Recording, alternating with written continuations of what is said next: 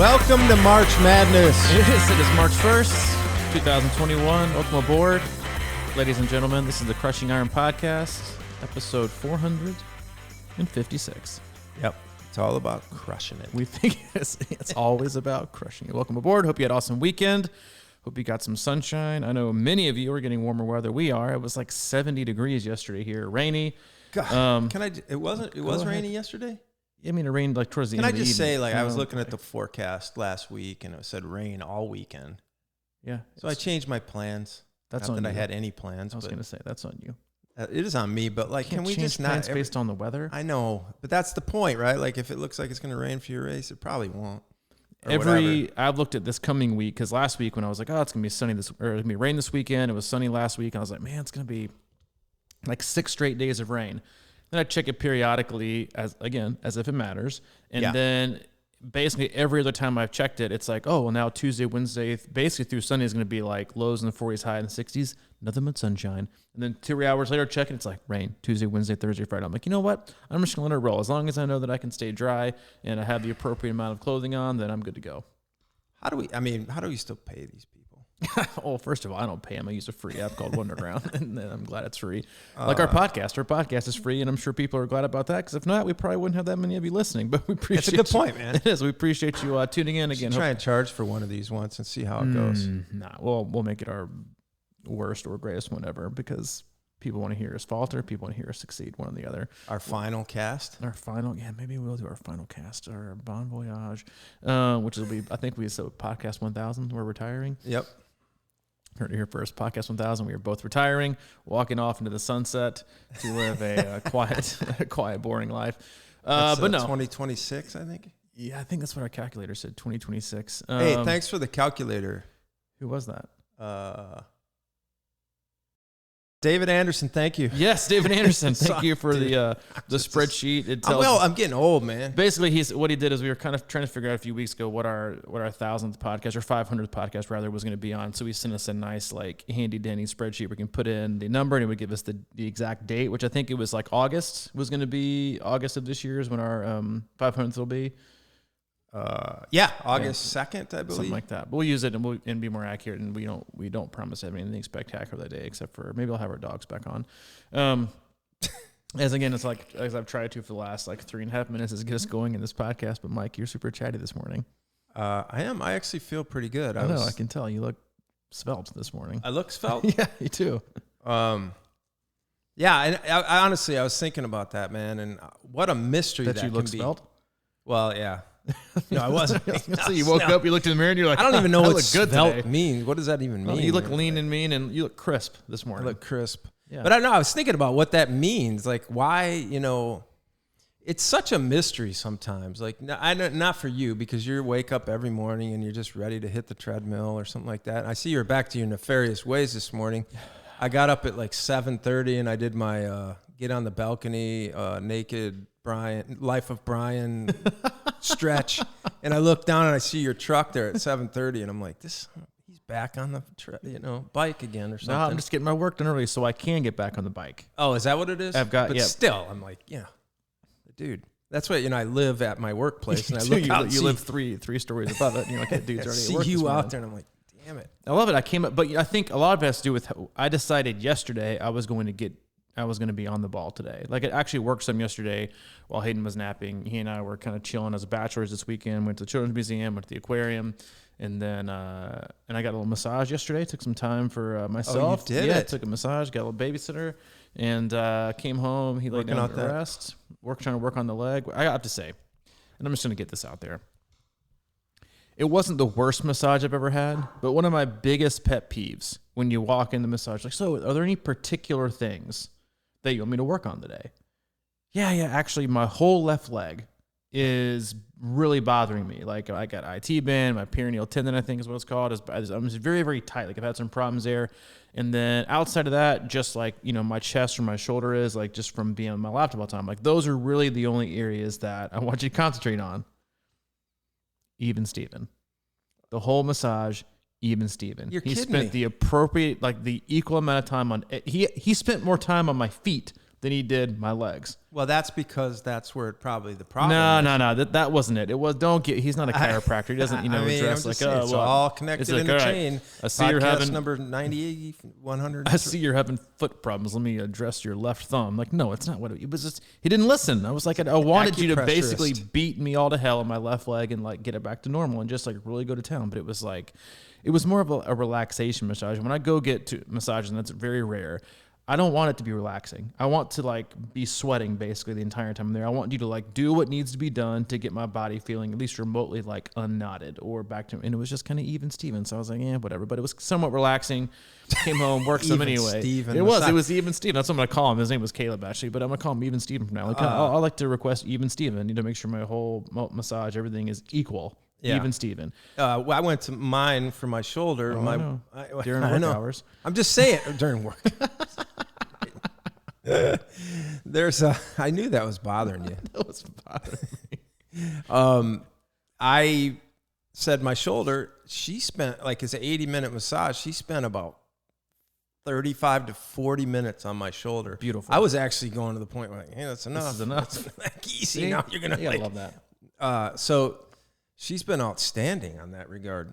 So she wasn't, she wasn't even Evelyn. She was even Evelyn. Yeah, she wasn't paying attention. We're not paying attention this morning. It's Monday, but we're on the ball. We're energized. We hope you are. If you're still here, it's your first time, well, hang on tighter because we'll eventually get into some triathlon talk in a minute. We cover all things triathlon, and as you've seen, mostly our lives. And oftentimes your lives. We'll hop into we have a closed Facebook group. Hop in there, search Crushing Iron in a group, and we'll let you in answer one simple question.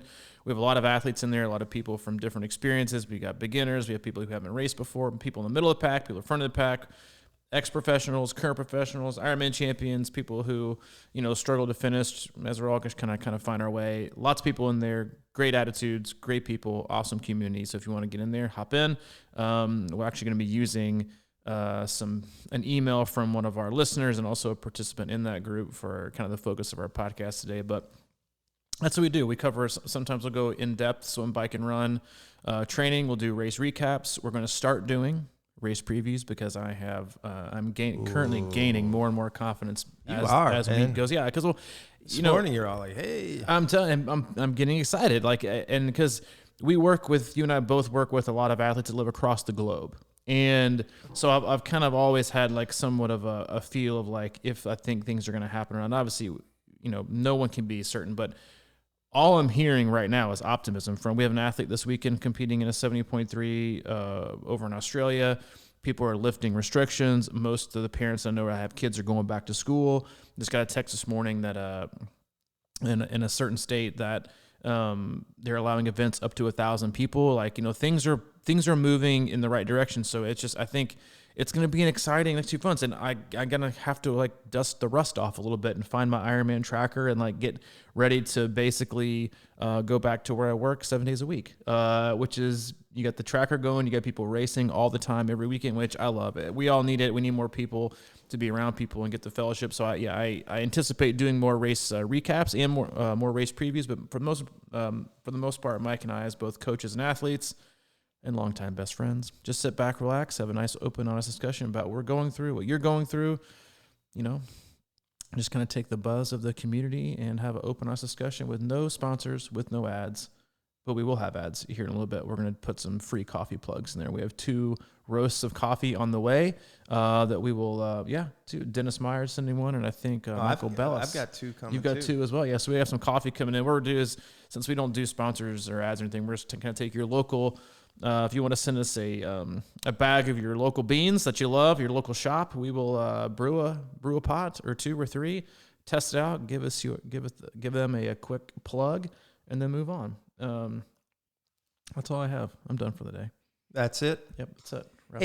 We had at least a couple athletes do the Atlanta Marathon this weekend. Yes, did you hear anything about the participation numbers? I did not. I wonder, let us know if you know that. Well, we could probably just ask our people. But yeah.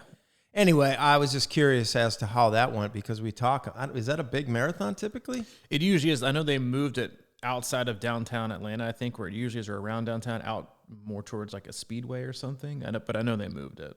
Oh. I know. I think they moved it a couple months back. What? Yeah, they moved it a couple months back. Who knows? Just because too many people be standing around watching, they like. Yeah, I don't know. I don't make the rules. Well, you've been reading up on the court documents. It seems like they're. That's not what I'm reading up on. I did read, though, however, an email this morning that I thought that you and I both kind of decided was a good topic for today. And we'll do this frequently. We actually get quite a few emails or messages and texts or whatever about feedback from the podcast, and we do our best to respond to those as best we can, and we appreciate everyone listening. We've got over a million downloads and over 500 5-star reviews. Like, we have a lot of you that listen. We appreciate you. We love you. And we do our best to kind of get back to you and respond as best we can. But we got an email this morning that I thought was incredibly timely, especially like I had a lot of our athletes do some just kind of baseline / benchmark efforts this week, 5Ks, FTPs, 200, 400-yard swims. And I think reading comments, whether they were positive or negative, and it really brought to mind like how we all gauge progress and how we all gauge performance, and how we judge that, how we judge effort, how we measure overall success. And the email this morning, I'm not gonna use the guy's name, but he wrote in and he said, "Hey guys, I wrote to you a while ago to say thanks for your podcast and helping me start my triathlon journey, but I feel I need to say thanks more than ever now. Last week, I was offered a free consultation with a coach via Training Peaks, and it was the first negative experience in my 2 years doing triathlon. I'd experienced my tri experience, what I had been doing previous, and what I'm doing now. Anyway, he said the work that I'm doing is quote unquote okay, but based on everything on my, and he based everything on my CTL, ATL, and TSB, which is, he's talking about your chronic training load, your acute training load, and then your training stress balance or score, and said that I'm stagnating and I'm going nowhere. He said, however, based on your guys' advice, I feel like I'm doing okay. Having given up smoking and drinking 3 years ago, I've done both of my 70.3s under 5 hours, and I've made big improvements in swim, bike, and run while raising 2 young kids and working a hard manual job. I declined his offer on coaching, and alarm bells rang when he said his bike workouts would make me want to not bike after a week, or for a week afterwards. Anyways, thanks to you guys for all what you do. And that's kind of where the rest of the stuff is just kind of for us. But I'll be honest, you and I are both coaches.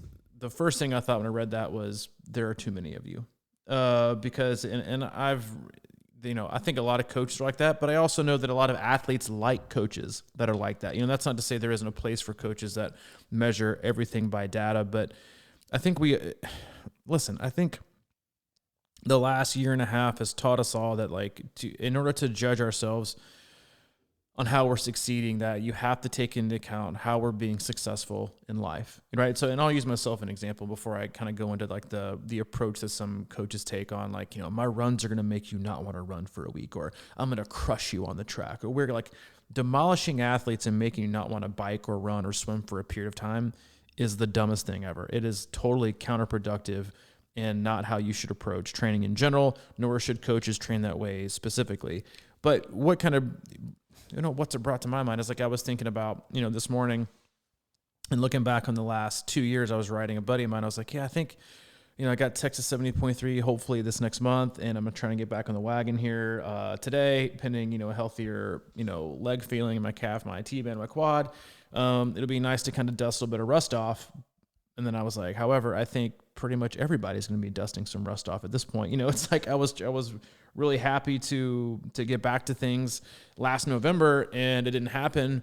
And then I was like, yeah, well, that's major. We haven't raced in a while. Things would be different. And then I could look back man, I was in some pretty good shape. And then when I got to kind of thinking about where I am, and I think I could easily look back on the last 2.5 years since I've participated in an actual triathlon. I took a long period of time off.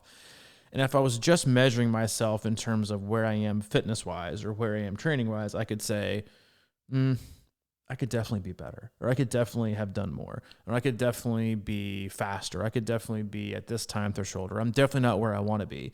And that could be my only measure of success of how I'm doing. But if I remove all that and I look at my life and I look at all the things that we've been able to do in the last year and a half, 2 years, then you want to like, because again, like we do and we participate in endurance sports, swimming, cycling, running, triathlon, whatever it is, like, but it's not who you are, it's what we do, and it's part of our life. It is and unfortunately, I think it should be a small part of your life, not the only thing that you do to measure success in your life. And I think oftentimes when athletes use that as like their only measurement of success, is because other parts of their lives are kind of falling or faltering, or they just don't want to even measure that because they don't like it. But if I was like to take an honest view of like, have I been successful and how have I managed things last year? I'd be like, yeah, I think I've done a pretty awesome job. You know, you and I opened up this hub in the middle of a pandemic. Our athletes have done great. Our athlete roster has grown. Our team has been awesome. We've been able to put on camps.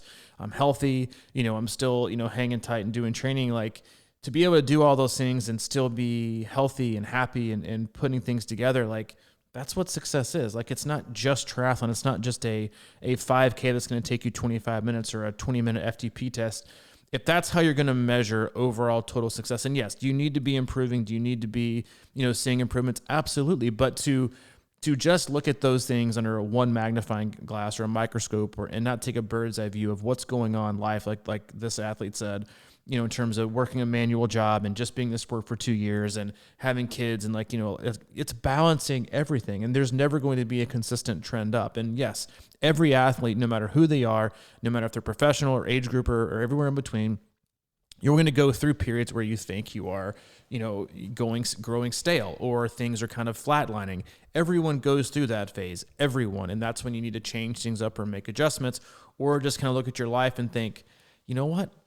Staying even or treading water, given all things that are going on with my life right now, are pretty much, you know, are all positives, right? And so I think it's a good discussion on how to measure your self-success and how not to beat yourself up when we put way too much priority and way too much stress on sessions or on races themselves, and how we want to judge if we're being successful in life in triathlon or not. Mm-hmm. Well, I emailed him back and I said, you know,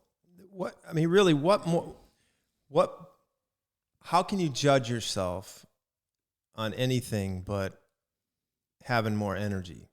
And I know that was like a bold or a broad statement or whatever like that, but that's how I think about it. You know, I'm working with a lot of athletes now through the club and coaching, custom coaching by week, and I'm seeing a lot of green, right? And for me, that is a huge win, because it's like, to the idea of doing a bike workout that's going to make you not want to bike for a week, that seems ridiculous. I spend so much of my energy trying to figure out how to get people on the bike more often that it makes no sense to me. I mean, that's 5% of the people that you're like, got to try and keep getting on that bike, because especially during the winter with the trainer, nobody wants to ride. And it's like, boy, I mean, if you get on it, that's one thing, that's the biggest thing to me. So I think about, energy is really what matters the most. Like, are you getting more energy?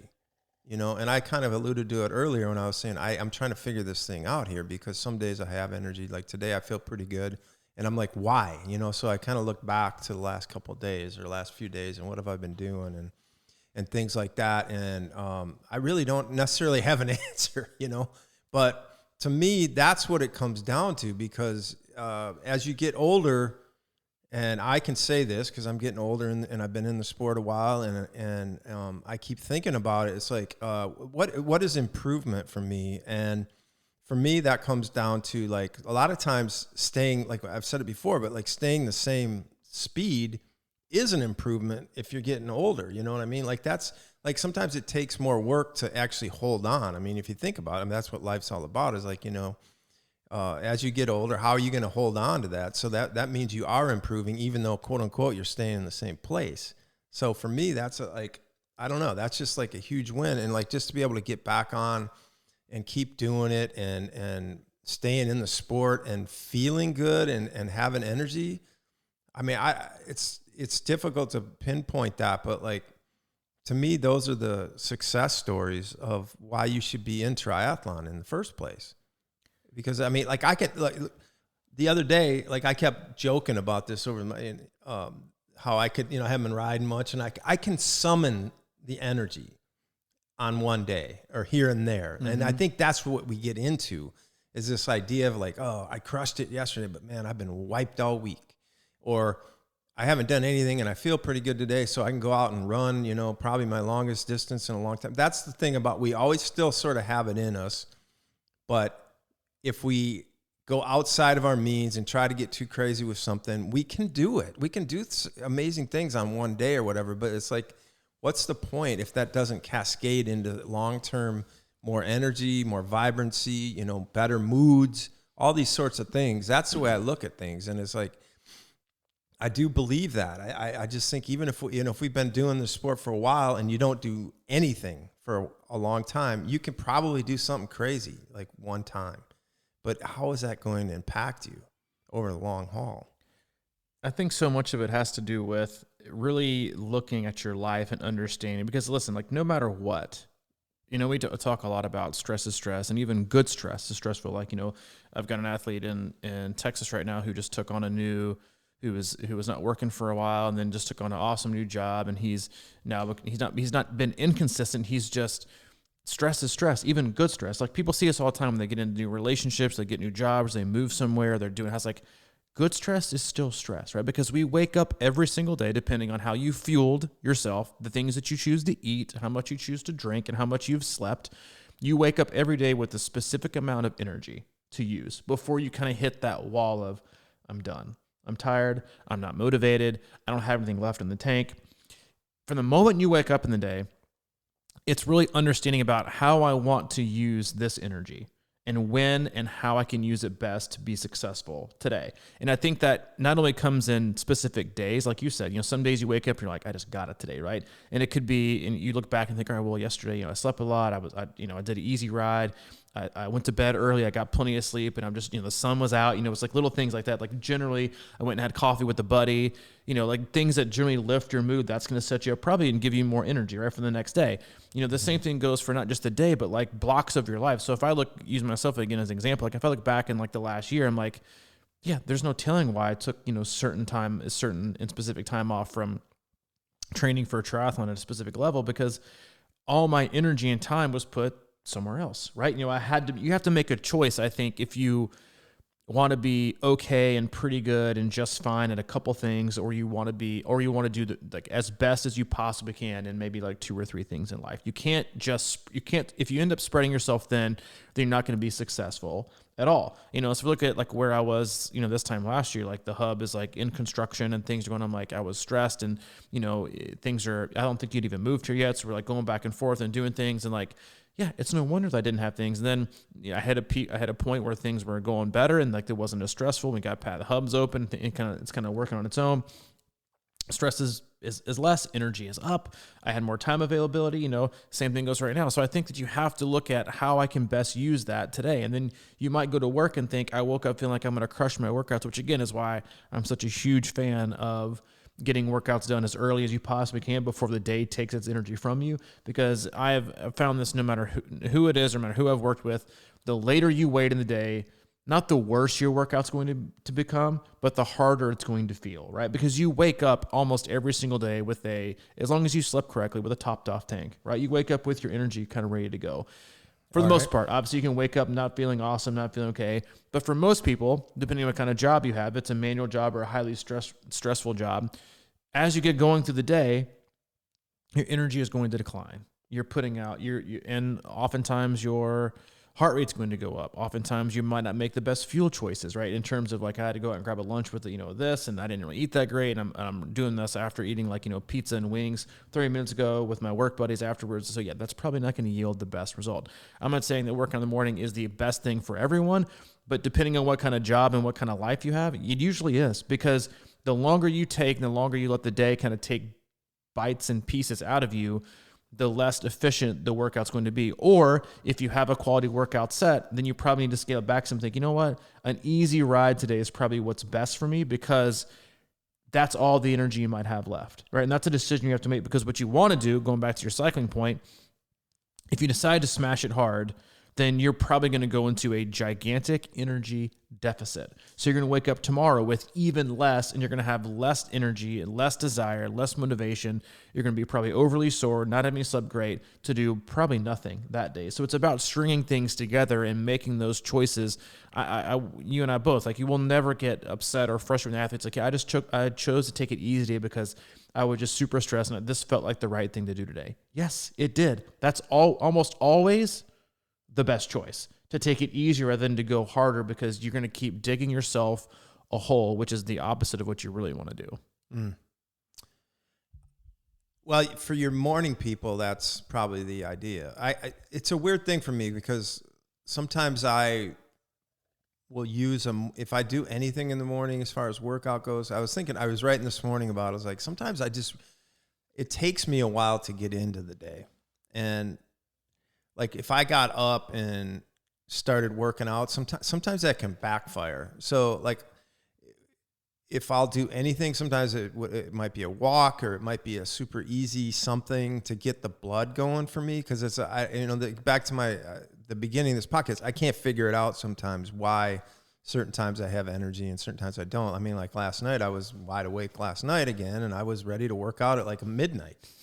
That's just how I am sometimes. I didn't, but and it translated into I felt pretty good this morning. So, I mean, there's like so many mysteries in my life like that. But sometimes I'll use that morning just to kind of like prime the pump sort of thing. It's sort of like maybe a cold engine type thing where, you don't want to just bust your workout early in the morning.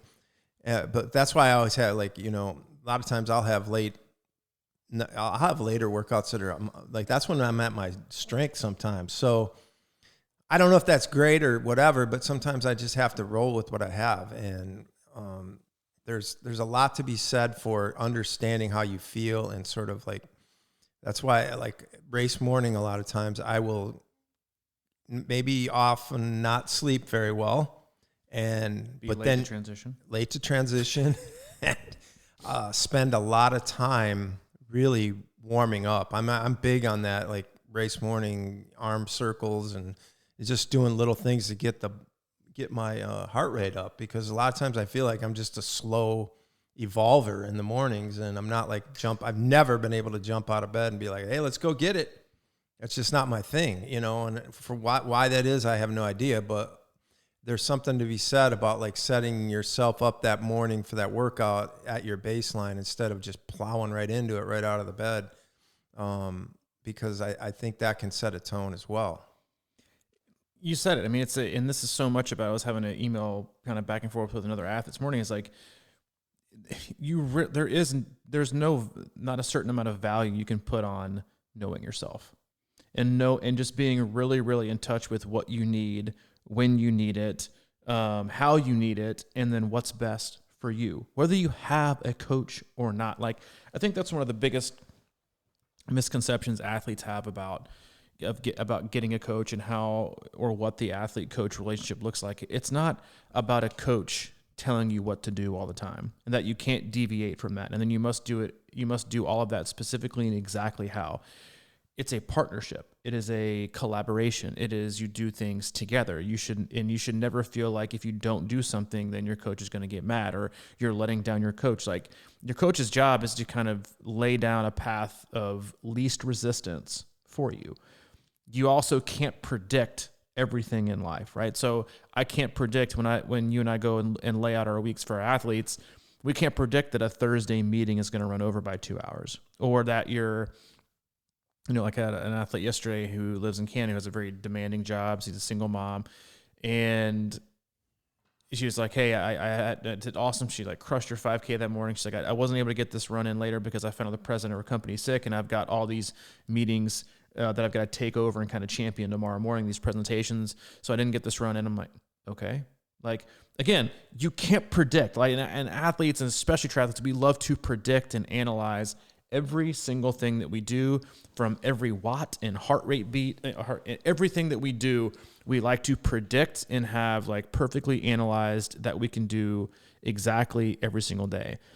And that's just not life. And I think that's something that's very important for every athlete to understand, especially as we kind of get back into higher volume training for most athletes, as you kind of get back outside and longer races continue to happen, is that you have to know yourself. And that's the ultimate tool. It's also the reason that most athletes like having a coach, is because you have, someone to bounce these ideas off of. And for the most part, it's honestly to remove the guilt and the anxiety and honestly the shame that some athletes have by skipping a workout or taking a day off, when to have a coach who is your partner, who is the one looking out for you, who is the one laying the, hopefully the path of least resistance for you. Yeah, you made the good decision to take the day off. Good for you. Like, to kind of reaffirm your ability to know yourself and make those decisions. It's not, yes, so they lay out the best plan. Like I said, we lay out a plan, and then you look at the week, and then all of a sudden you wake up late and you're rushed and you can't get a workout in, and you're super stressed, or your kid's sick. Like, you don't prepare for that. You just adapt and move on to the next day. And that's something that I think a lot of athletes have a very, very hard time with, is just not knowing themselves and what's true. I guess what I'm trying to say is that athletes probably don't truly know what it's like to take care of themselves the way that they really should, because they're more like an athlete comment that I removed a run that she had for Friday. She's on like probably one of the best streaks she's ever been on in terms of being incredibly durable. She's running and riding awesome. And she commented, she's like, I'm just really disappointed I wasn't able to handle that run on Friday. Even though it was a smart choice for you to remove it and give me just a swim, I was, what? What do you mean? Like, I just think we are so incredibly hard on ourselves all the time that we need more opportunities to give ourselves pats on the back, to appreciate what we can do all the time, instead of being, I can't believe I was disappointed I wasn't able to get this run in, instead of looking back in the last 5 weeks and being like, I basically like nailed every single workout for the last month.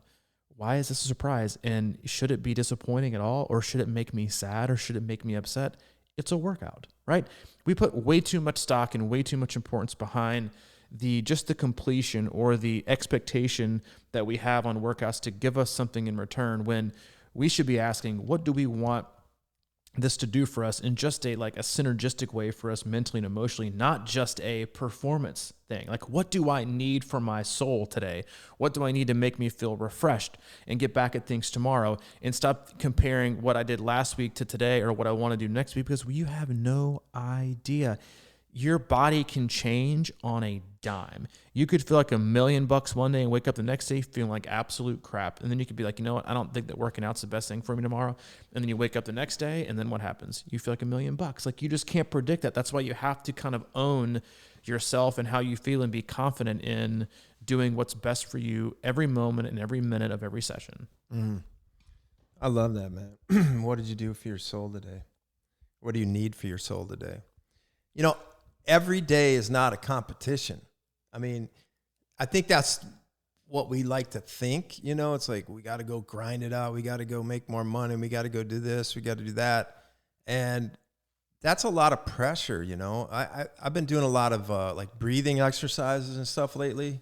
And I find myself going, oh man, my breathing today wasn't as great as it was yesterday.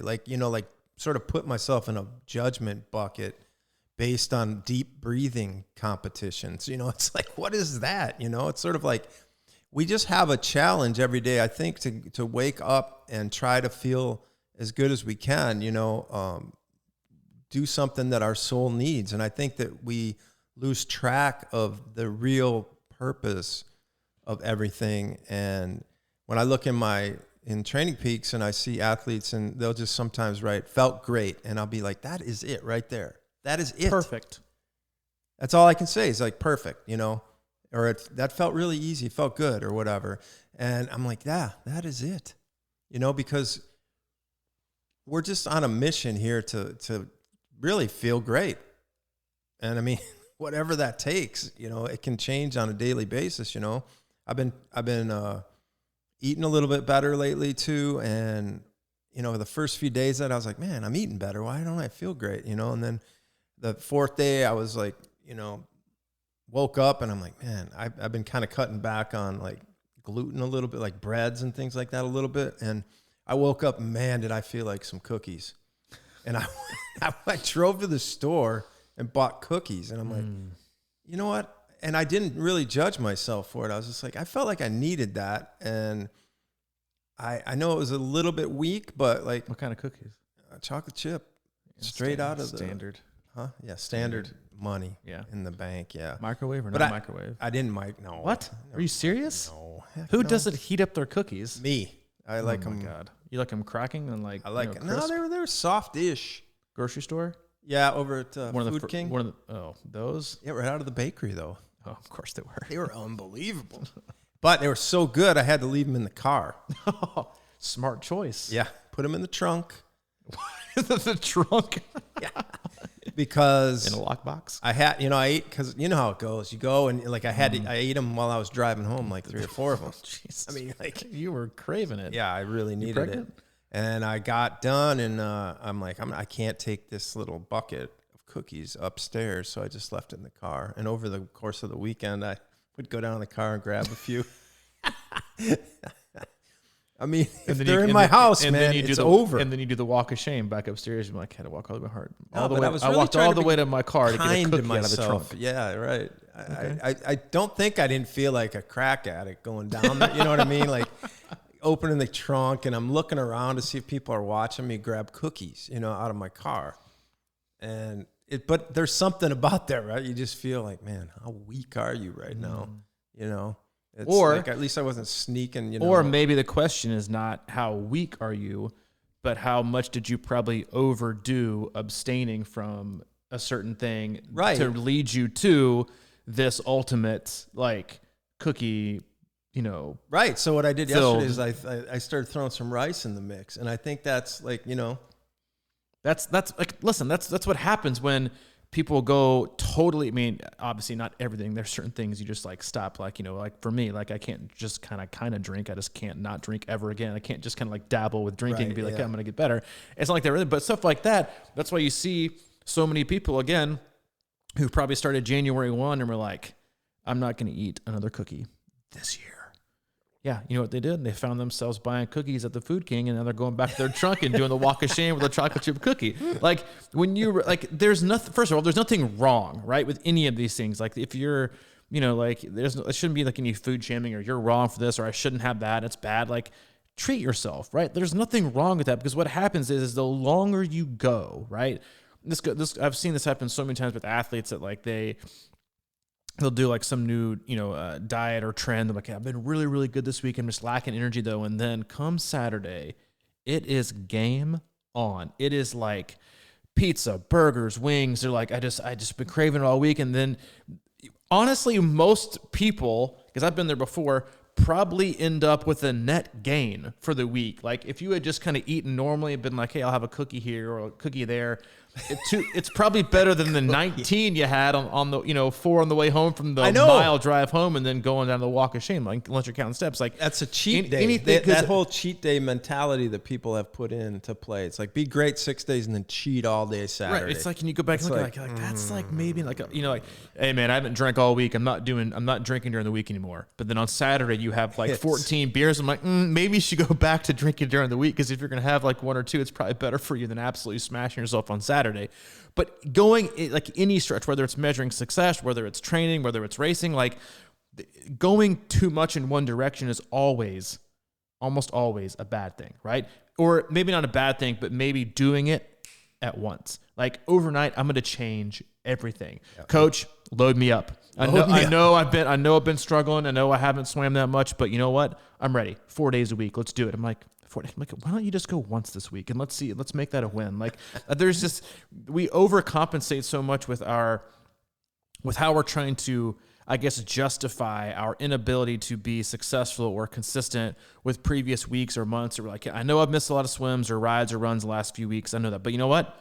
Load me up this week. Cause you know what, baby, I'm back. Like, you just told me you're back. Don't tell me you're back. Show me your back, right? And so as a coach, the first thing we don't do is load you up because what we want you to do is be incredibly successful, right? We want you to be like, and we tell when we first start working with athletes, like, I don't want you to look at a week and say, I hope I can do that.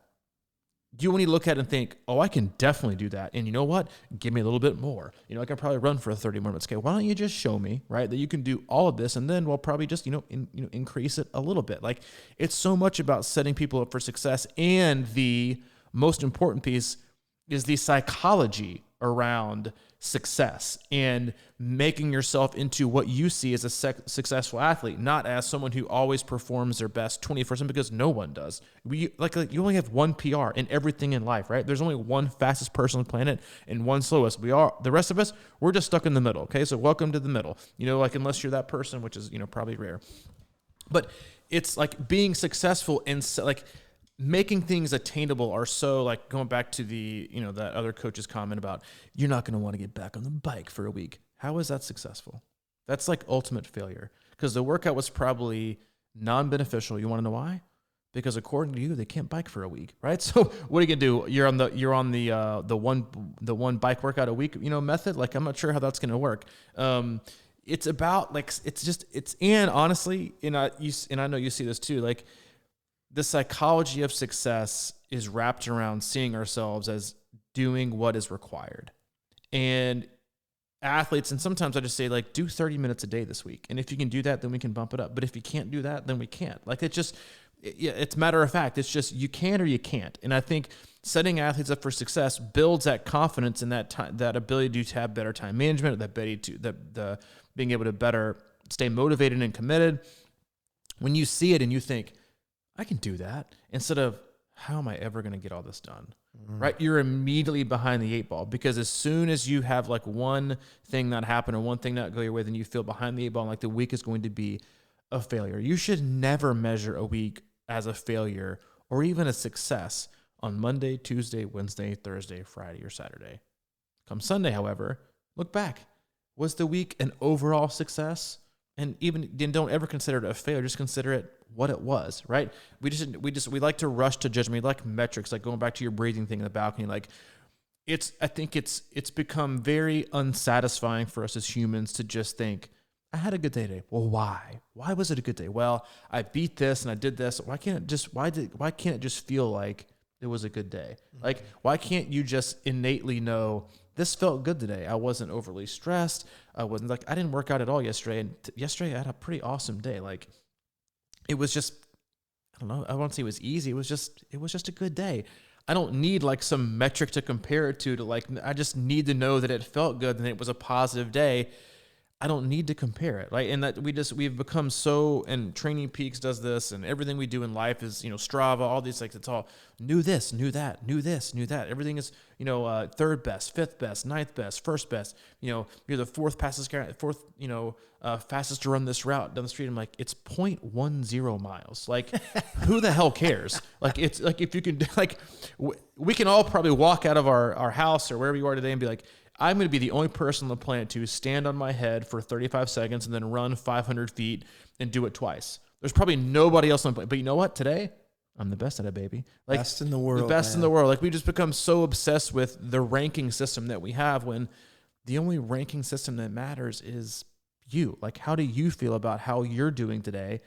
And measure that and be okay with that. And then triage that in terms of the level of importance with your stress and with your energy, how I need to feel. Because if you had a great workout, but you were overall just a shitty person the rest of the day, then what was successful today, right? Like, in terms of measuring those things and like what's, like, that's how I always tend to try to manage if my day was really good or not, is how I interacted with and how I managed being a parent with Hayden. I thought you were going to say with me. No, I mean, how nice you were to me. I mean, we're always pretty cordial. I mean, pretty cordial. I mean, it's like how I, am I quick to be impatient? Am I really patient? Am I positive? Am I taking the time I needed to spend with him? Like, if I'm doing all those things, and usually my day is going really, really, really, really well, right? Because it's easier to do those things with a 4-year-old when life is going well.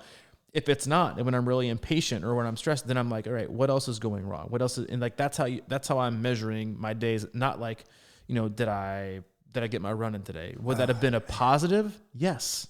Right? Would it have been an add-on? Maybe. Mm-hmm. Sure. Would have been a compliment to the day? Sure. But not getting it done doesn't mean my failure was today. Like, today was a bad day, or today was disappointing. Like, it would have been 45 minutes out of my 24-hour day that wouldn't have been ideal. But if the rest of it was like spectacular, then how do I measure that day? I measured as, well, you know, if I'm putting it all together on average, and today was pretty freaking awesome.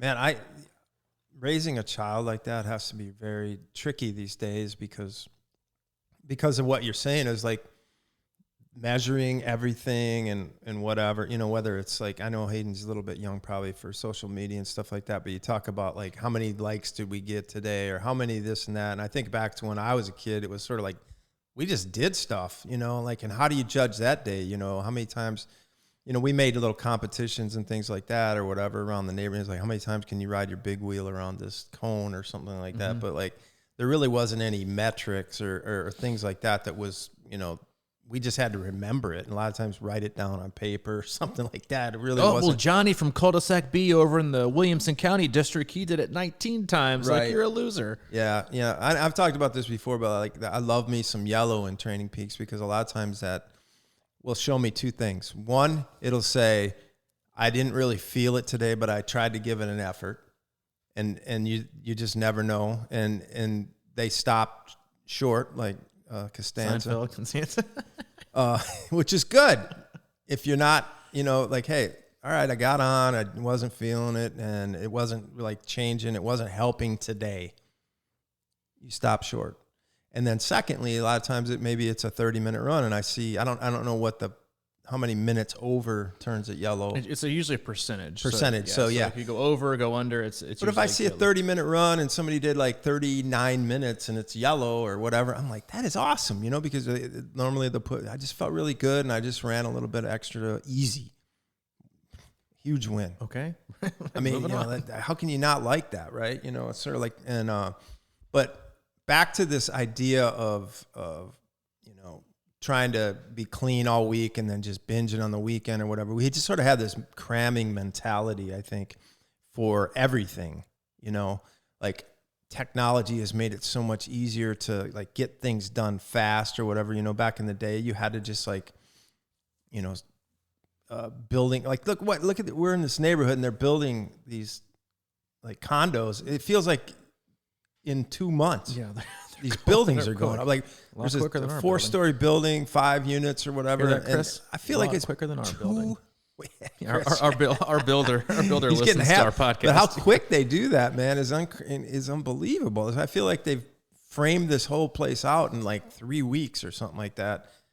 And when, you know, like, it's like, I feel like everybody feels like everything has to be fast now. You know, it's like, get it done and just don't even think about it. You know, how much joy you can get in the moment, pleasurable experience. It takes a while instead of just like everything's fabricated and sort of like you just pre-built and everything's pre-made. And that's why I think it's, you know, it's kind of cool when we do, you know, the custom coaching, because it is custom. We're in there every day.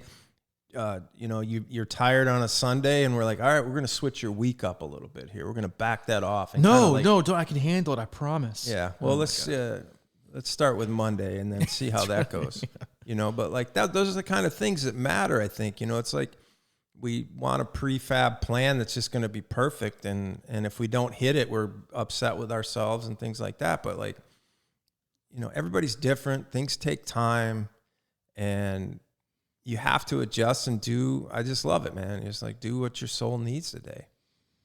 What do you want the final build to look like? Right? Is it, you know, it's not like that Tuesday back in May is what really screwed up this entire build, you know, or the final project. Like, and races for us are our final, like that's our completion, right? That's the walkthrough day is like this, and see how we really did. And then if, you know, you need to make some adjustments, you make some adjustments. Like, that's it. Like, and that's why I think it's so, I know as an athlete and a coach, it's so exciting to see more races happening, people getting out there and being able to really, truly express their fitness in the environment that we were created to do it in, which is, you know, getting out in competition. You know, like, competition's healthy, right? There's nothing wrong with being competitive. Like, that's not what we're saying. Like, going back to your thing about, you know, how many times can you write on this? Like, we're always being competitive, whether it's, you know, something, we're always being competitive, and which is good. I think it's helpful. I think it's good for growth and a positive thing. But getting out and getting to races when you can really see things come together, because that's the day that you've been waiting for. Not, you know, and yes, should you see, you know, breakthroughs on random Tuesdays and Fridays? Sure. And should you have really bad days on a Monday or a Sunday? Yeah.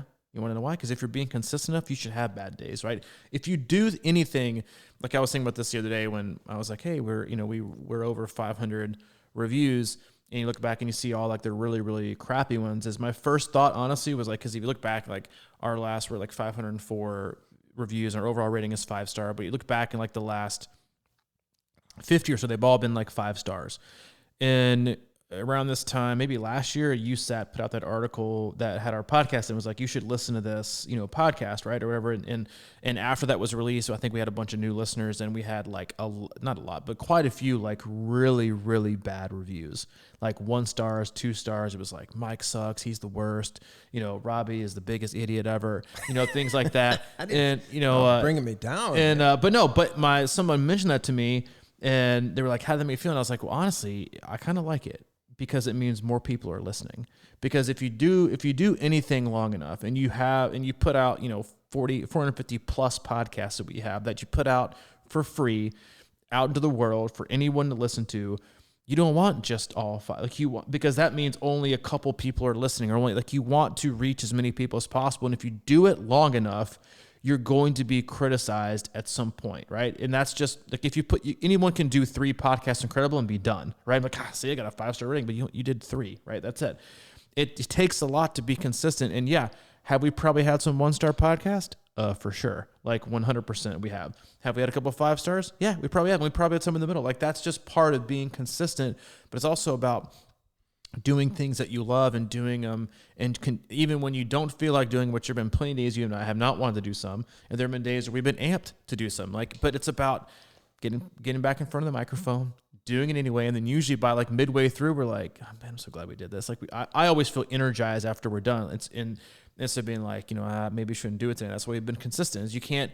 There's always going to be bad days. There's always going to be great days. For the most part, every other day is going to be in between. And I think that's what people have the issue with, is that I think people are starting to not like the in-between days.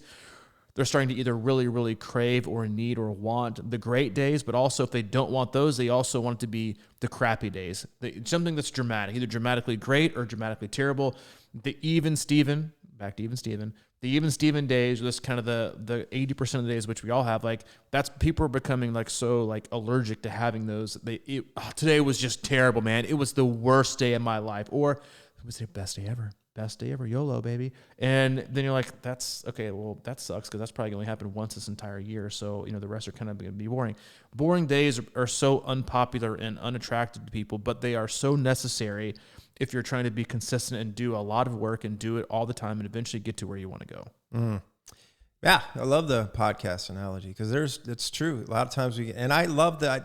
Over time, I've really gotten to the idea of, it's like, hey, we're just doing this, and I don't care if it sucks, but we go into it, and like you're saying, about halfway, it may take 10 minutes, it may take 20 or 30 or sometimes 40, but something kind of turns around, right? And I think there's a great analogy there for a workout too. It's like, as we said, start with the idea that, it doesn't have to be anything special, and just kind of do what feels right for your body and let that come around. And a lot of times, you see it all the time, man, like in people that are in really great shape. And we talk about a lot of times, the more you train, the longer it takes to warm up and that sort of stuff. So, it's like that first 2 miles really sucked today. But then I started feeling great around mile 5.